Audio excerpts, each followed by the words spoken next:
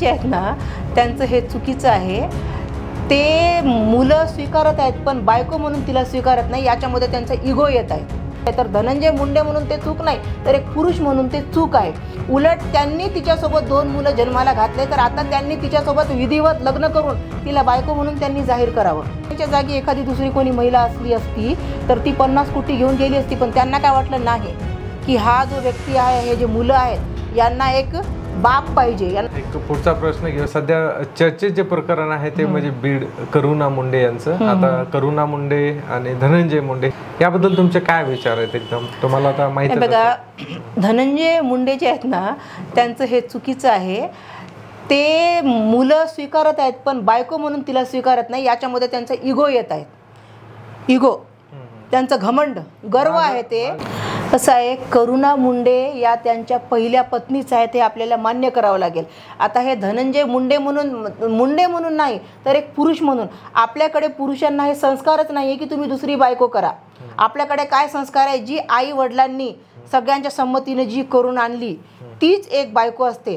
बाकी तुम्ही दुसऱ्या स्त्रीशी संबंध ठेवले, तिच्यासोबत मुलं जन्माला घातले, तरी आपला समाज तिला बायको म्हणून मान्य देत नाही, रखेल म्हणतो।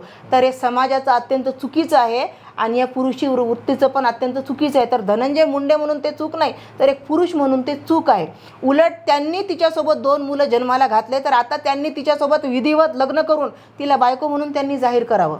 आता 2 लग्न केले, मुलं ऍड झाले, तर जे कायद्यात बसत नाहीत ह्या गोष्टी, त्यामुळे कदाचित ते थांबले असते। नाही, मग थांबले तर मग तुम्ही तिचा अपमान पण करू नका ना।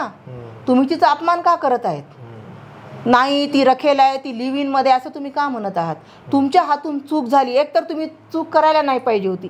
करुणा मुंडे जे आहेत त्या जिथून पण आल्या असतील, ज्या पण असतील, तुम्ही त्यांच्याशी संबंध ठेवले ना, तुम्ही त्यांना त्यावेळेला स्वीकारलंच होतं ना, आहे ना। मग तुम्ही त्याच वेळेला त्यांना बायकोचा दर्जा द्यायला पाहिजे होता। तुम्ही चूक आहात, समाज चूक आहे। इथं आपल्याला मुंडे यांना टार्गेट नाही करायचं, तर ही चूक आपल्या समाजाची आहे, ही पुरुषी वृत्तीची चूक आहे। आज त्या इतक्या स्ट्रगल करत आहेत, त्या भांडत आहेत कशासाठी, की मला फक्त बायकोचा दर्जा पाहिजे म्हणून। खरंच जर त्यांच्या जागी एखादी दुसरी कोणी महिला असली असती तर ती 50 कोटी घेऊन गेली असती, पण त्यांना काय वाटलं नाही की हा जो व्यक्ती आहे, हे जे मुलं आहेत यांना एक बाप पाहिजे, यांना समाजामध्ये एक स्थान पाहिजे की बाबा हो माझे वडील आहेत, हो मी त्याची बायको आहे। कारण तिनं तसं एफर्ट दिलं असणार ना त्यांना, ती त्यांच्यासोबत बायको सारखंच राहिली। त्यांनी 27 वर्ष म्हणतात, ठीक आहे, हे काय 4-5 वर्षापासून त्यांचे भांडणं सुरू आहे, तर आधी तर त्यांनी बायको सारखंच त्यांच्यासोबत राहिले ना।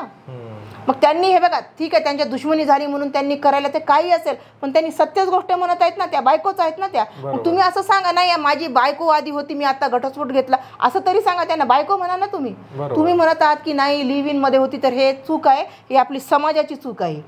आपला समाज जो आहे दुसऱ्या महिलेला बायको म्हणून मान्यता देत नाही, अत्यंत चुकीचं आहे।